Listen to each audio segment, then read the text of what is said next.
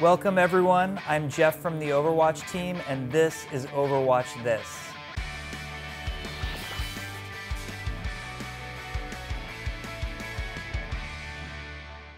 Hello everyone and welcome to a very special episode of Overwatch This. In this episode we're going to go over the new Overwatch map, Blizzard World. Going to be a bit of a fly-through video. I'm going to talk over some of it, leave some of it just for your eyeballs, and point out all the kind of cool Easter eggs and that sort of thing.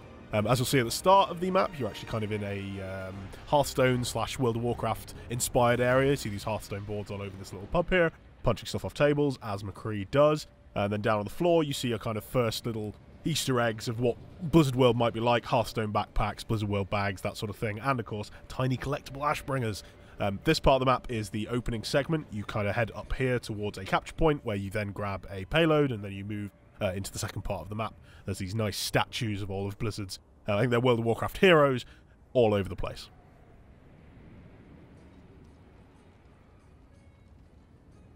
It's just behind that hut that you first get a glimpse at the capture point. This is Turalian here. He's one of the heroes that's kind of most relevant to World of Warcraft at the moment. Then there's Illyria Windrunner, also very relevant at the moment, going to be a major character in the next expansion. Khadgar, also a major character in the current expansion. And then two more who are less well known and more kind of very big fans of World of Warcraft. Here we see a little doorway that is just at the kind of choke point of the map, the first choke point of it anyway, which says 131. Now we had a look into this. World of Warcraft error 131 is for corrupted data, and we think that's kind of a hint that you can't go through that door because everything behind it is broken, as it were. Here you see what happens on the right-hand side of the map. It's kind of a very Stormwind-themed area, and then there's this ancient curio shop just nearby, which has lots of more tiny little Easter eggs, collectible Doomhammers you see up there, along with the bags that we were seeing earlier, as well as Blizzard World shirts, which, let's be honest, we all wish are real. This is the spawning pool, which is a event at the Blizzard World itself, and then Play Nice, Play Fair that you see on the sign here is one of Blizzard's it's one of their kind of focus, their values that they have sat around the statue that is outside the main HQ in Irvine. That's the left-hand side of the map that you see there, the Wizard's Sanctum, which is a reference to kind of the Mage District of Stormwind, which is what this is sort of based on. And then over to the left here is kind of the alternate route to the capture point of the map. Don't want a huge choke point at the start, of course, which goes to the Lost and Found area. See the Green Hills of Stranglethorn here, a reference to one of World of Warcraft's most infamous quests, a very grindy one from the original game, that in fact Jeff Kaplan was one of the lead designers on, or so we're led to believe.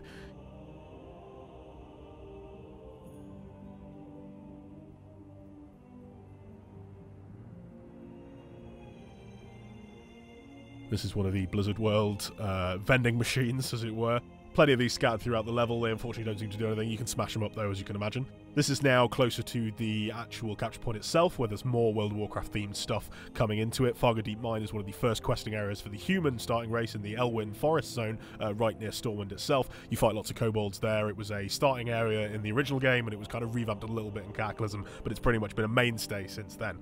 Then you head to Snax Ramus, which is of course a reference to the famous WoW dungeon Nax Ramus. This one, however, sells many more tasty treats.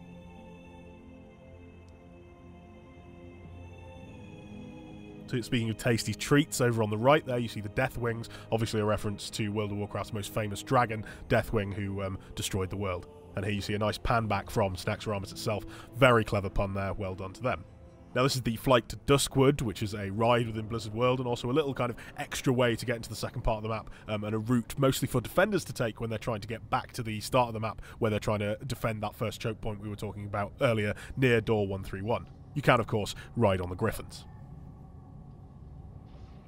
Duskwood itself is a zone in World of Warcraft, a kind of the first spooky zone in the game, one of the I think it's the fourth zone that you go to if you're playing a human character, particularly in the original game, and it is one of the more well-designed ones, one of the ones with a very strong kind of bit of lore to it in vanilla World of Warcraft. Again, something that Jeff Kaplan will have quite a lot of personal connection to, along with other members of the Overwatch team.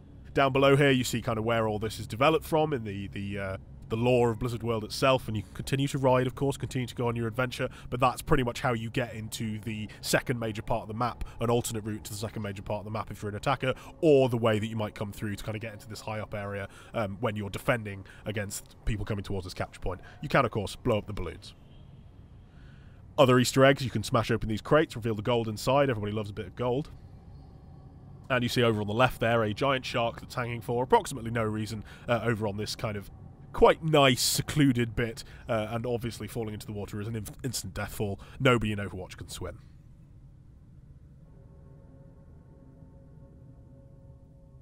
Murloc Island is a little out of bounds. Everything you see here is out of bounds over on the left-hand side of the map, but nice references there to the Horde, Protoss, and of course Murloc Island itself. This is one of the backroom areas, and then you see here kind of all the different areas of the Blizzard world that you can go to. These signs also talk about various attractions that are there, as you saw the flight to Duskwood there earlier, Journey to Wire you never get too close to, and Murloc Island as well. So once you actually capture the payload here, you can see inside it is Leoric's crown from Diablo 3, and in fact the purpose of the map is to deliver this crown to the throne room within the Diablo area of the map itself. This is the route that the payload takes. First goes into the Starcrafty area, and then after that you go straight into the Diablo area itself, which is based on the Tristram Cathedral.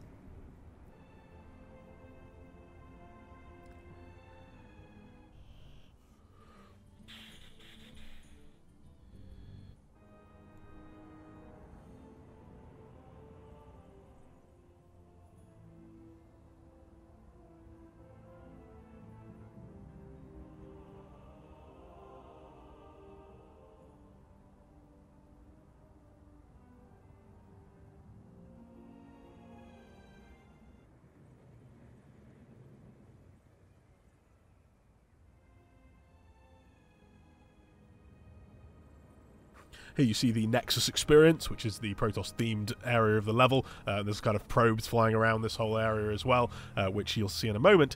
You can, in fact, shoot down, although they do leave these little particles floating along, so you know that you haven't quite destroyed their soul, even if you have killed their body. What they're actually doing is mining minerals.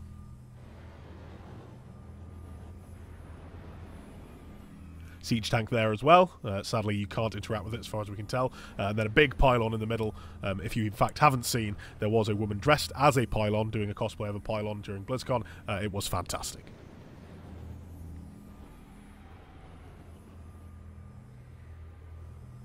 Artanis here, protecting his home, as he's known to do, from a billboard. And then the pylon terrace is some sort of, I suppose, a diner halfway through Blizzard World itself. Here you see the inside, as well as the collectibles on the wall, a Zergling, an SCV, and a Marine. We really wish these were real.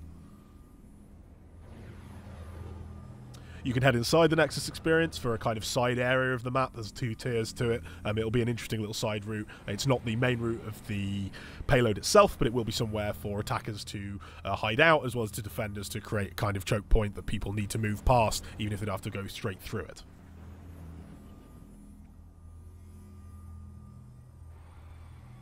Plenty of collectibles down here as well, of course, scattered around the rooms and that sort of thing. And then here we see one of the Defender spawn rooms. This is the second Defender spawn room, and this is where the Heroes Arcade is. And as you can see there, Sombra has sadly hacked the high score machine, so we'll never be able to beat her on that. These games are playable. We're not sure if you can get these into the holes. It would take quite a lot of skill, we expect. But the basketballs for the Asthma Dunk machines, it is in fact possible with, although you won't see that here. We're just not very good. Moving on.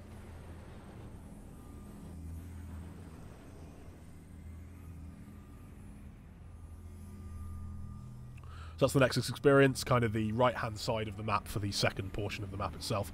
And then as we head forward, you then get to the Tristram Cathedral, which forms the final part of the map and is a lot more choke point based as you would be used to from pretty much any Overwatch map. Over in the distance, you see a reference to Heaven from Diablo 3 itself, which is the Angiris kind of spire, which is one of the things you go up when you're doing the finale of that game. In this, of course, it's a roller coaster. Yeah.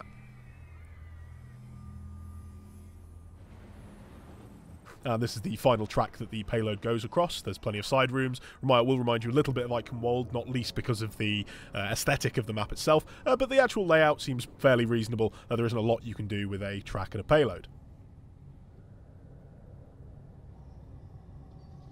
And there's the throne that we are, of course, taking ourselves to. And then there are, nice bit of architecture around here. Lots of mixed signals that you get out of this map. They've managed to pack a lot of stuff in, which, of course, a lot of that in Heroes of the Storm as well. And it does quite well here, I think. Plenty of routes around this central area, both for attackers and defenders, but it does mean that you can't really ever be safe from one direction. And, of course, people are buried in the walls, because that's what you do with people in Diablo. Plenty of books around here as well, and you will notice that when you play the map yourself and you're able to listen to it, Deckard Cain is doing a voiceover for this area, and it is fairly amusing, as Michael Chu let on to us when he was doing our interview. These screens don't actually work, unfortunately. They aren't live feeds. They seem to be static images. You can't see anything moving in those images. You don't see that the pylon is rotating, for example. Giant pretzels, of course, and there you see the Terran Marine Cup that, again, we all wish was real. So that's Blizzardland, as you can see in the background there. There's an Overlord flying around, there's the Darkmoon Fair, Ferris wheel, and Naxxramas itself, of course, floating above the whole thing. Hope you enjoyed watching this. Please do like and subscribe for more. We'll be back with a normal, regular episode of Overwatch This next week. Hope you enjoyed it. See you next time.